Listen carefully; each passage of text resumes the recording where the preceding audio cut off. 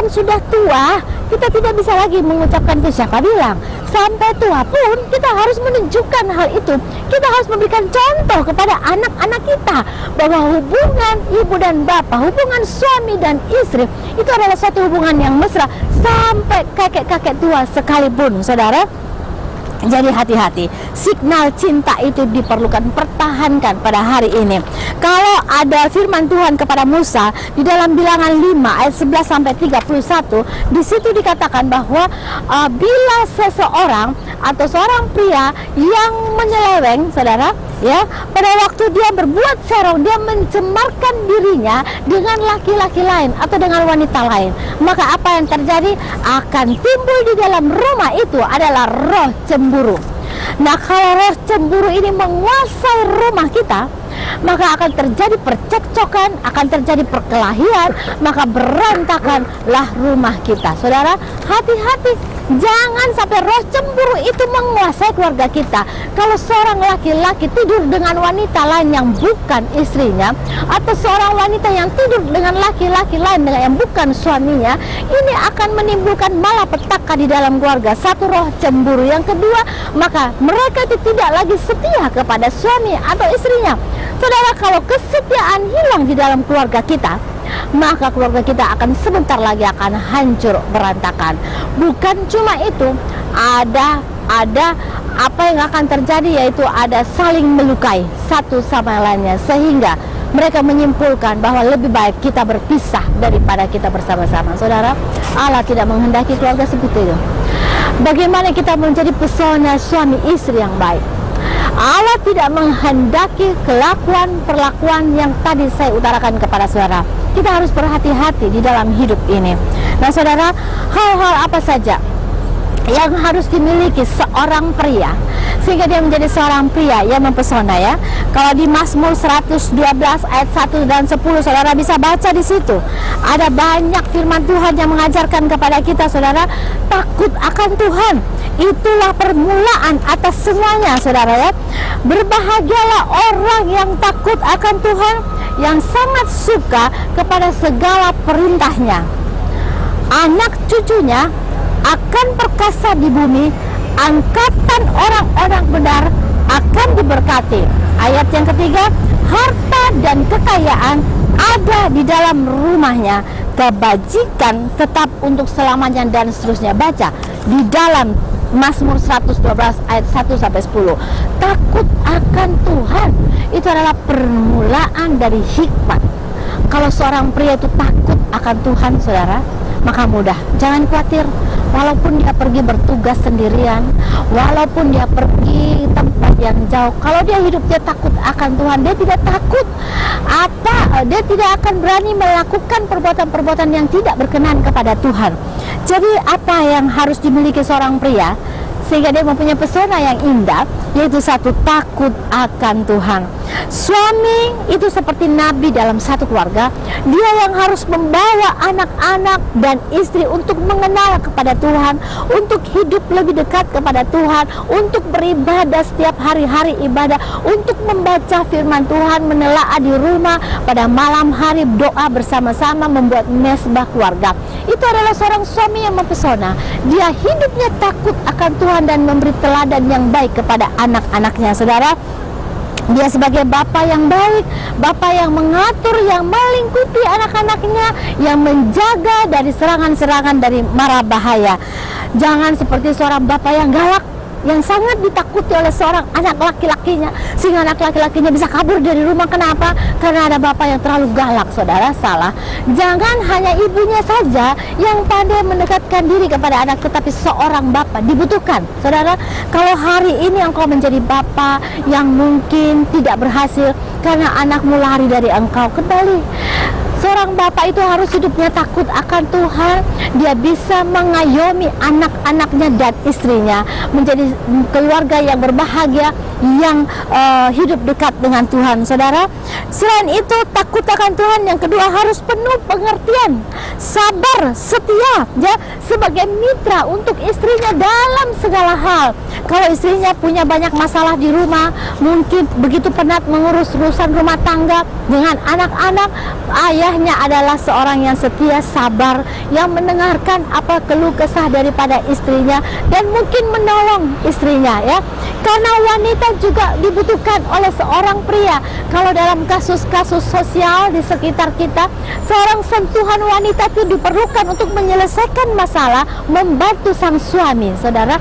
Jadi ada saling pengertian, sabar yang baik di dalam satu keluarga, sehingga keluarga itu menjadi keluarga yang harmonis, saudara, ya. Jika ada masalah di kantor, mungkin dapat diceritakan oleh istri, dan istri dapat menjadi penolong yang setia. Jadi diperlukan penuh pengertian, setia, dan sabar di dalam sebagai hidup sebagai suami. Seorang pria juga tuh harus rajin dan bertanggung jawab. Bukan hanya istri yang harus mencari uang. Kadang-kadang terbalik, sang suami hanya tidur-tiduran, malas, mabuk-mabukan di rumah, atau mungkin di luar jalan. Saudara, tidak boleh. Tuhan mengajarkan kepada kita, sang suami kepala rumah tangga, dia yang harus menghidupi anak-anaknya, ya. Kalaupun sang istri bisa menghidupi, itu puji Tuhan, tapi suami yang harus bertanggung jawab akan hal itu. Yang keempat, seorang pria itu harus punya pemaaf yang tinggi, penuh pengertian, setia, dan sabar. Bukan seorang suami yang galak, yang hari-hari saja marah terhadap istrinya, yang begitu kejam, yang tidak memberikan nafkah kepada istrinya untuk sebagai belanja rumah tangga, saudara. Suami harus tahu akan hal itu, sehingga dia menjadi seorang suami yang punya pesona yang tinggi, ya. Kalau di 1 Petrus 3 ayat 7-12, di situ diceritakan bahwa bagaimana seorang suami itu harus berlaku, saudara. Ya, ada banyak hal yang harus kita perhatikan. Di 1 Petrus 3 ayat 7 di situ dikatakan bahwa demikian juga kamu, hai suami, hiduplah bijaksana dengan istrimu sebagai kaum yang lebih lemah. Hormatilah mereka sebagai teman pewaris dari kasih karunia, yaitu kehidupan, supaya doamu jangan terhalang. Saudara pria, maukah doa saudara didengarkan oleh Tuhan? Jangan terhalang. Kasihilah suami istrimu, kasihilah keluargamu. Nah, sebaliknya, bagaimana kita menjadi seorang istri yang mempunyai pesona di dalam kehidupan kita, saudara? Ya, ada banyak hal yang harus kita perhatikan. Di sini dikatakan bahwa tunduk kepada suami. Efesus 5 ayat 22 ini hal yang penting.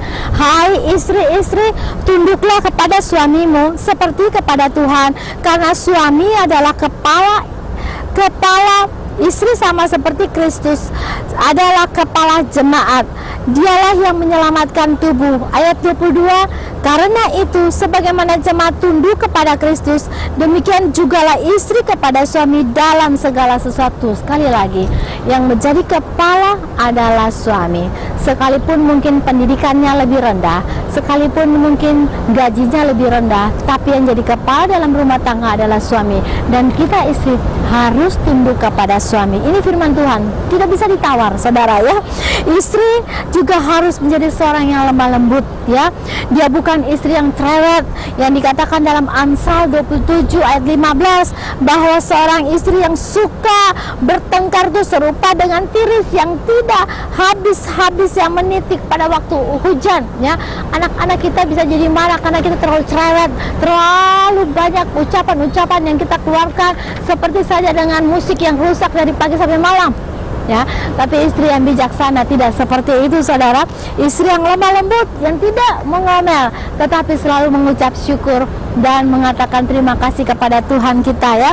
Dan istri yang baik adalah dia bisa mengatur anak-anak dengan baik, mengatur rumah tangga, ya, mungkin baju, makanan yang disediakan setiap hari, pembantu rumah tangga diatur dengan baik. Itu adalah istri yang mempersona. Nah, di balik kesuksesan pria memang ada terjadi kalau ada wanita yang hebat. Jadilah wanita yang hebat, saudara dan saya. Biarlah kita hidup seturut dengan firman Tuhan, sehingga kita menjadi suami atau istri yang mempesona. Bagi yang anak-anak muda, calon istri atau calon suami, perhatikan keluargamu. Jangan buat hal yang sama seperti yang terjadi di Taman Eden, sehingga pertengkaran itu terjadi pada waktu dosa itu melanda rumah tangga. Marilah kita menjadi seorang yang pandai, seorang yang bijak, menjadi suami atau istri yang mempesona terhadap anak-anak kita, saudara. Biarlah kita baca di dalam 1 Petrus 3 ayat 1 sampai 6. Di situ dikatakan bahwa seorang wanita itu apa yang harus dilakukan, saudara. Secara lahiriah memang kita bisa melakukan banyak hal, tetapi banyak firman Tuhan yang mengajarkan kepada kita bagaimana perempuan-perempuan kudus itu harus berdandan. Saudara, jadilah wanita yang mempesona ataupun pria yang mempesona untuk keluarga saudara, untuk lingkungan saudara, untuk gereja saudara, untuk di sekolah saudara, dimanapun saudara berada. Itu adalah menjadi kemuliaan bagi Tuhan. Mari kita berdoa, kita mengucap syukur kepada Tuhan. Terima kasih Bapakku yang di surga. Kalau hari ini Tuhan Engkau melihat pemirsa kami yang mungkin mempunyai banyak masalah dalam keluarga Tuhan, biarlah kiranya Roh-Mu sendiri akan menerangi sehingga mereka dapat merubah sikap mereka yang salah, memaafkan istri atau suami yang berdosa, sehingga kemuliaan itu akan nampak di dalam keluarga dan Engkau memulihkan keluarganya. Di dalam nama Tuhan Yesus Kristus kami mengucap syukur dan berdoa. Amin. Saudara, harapkanlah dari Tuhan. Kalau saudara punya masalah di dalam keluarga, jangan kemana-mana, cari Tuhan, berdoa dengan sungguh-sungguh. Sampai kita jumpa lagi minggu depan. Tuhan Yesus memberkati kita semuanya. Amin.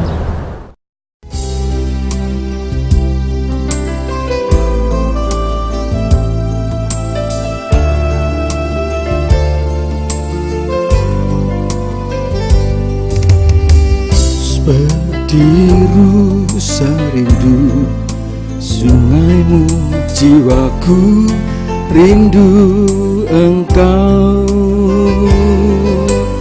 Kaulah Tuhan hasrat hatiku, ku rindu menyembahmu. Yesus, Yesus, Kau berarti bagiku. Yesus, Yesus, Kau segalanya bagiku.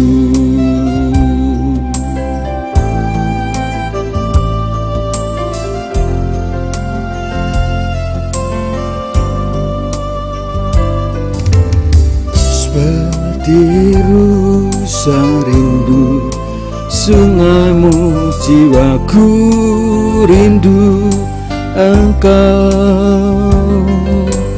Kaulah Tuhan hasrat hatiku, ku rindu menyembahmu.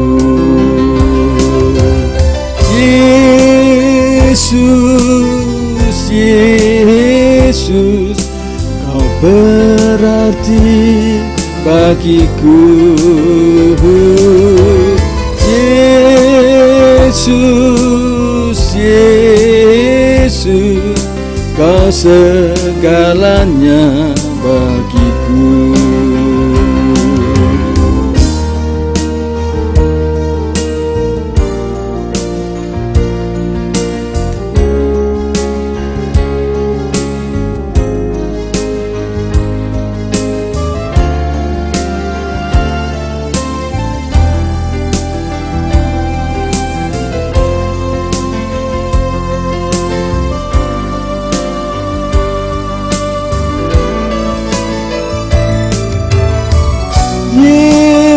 Yesus, Yesus, Kau berarti bagiku. Yesus, Yesus, Kau segalanya bagiku. Kau segalanya bagiku. Kau segalanya bagiku.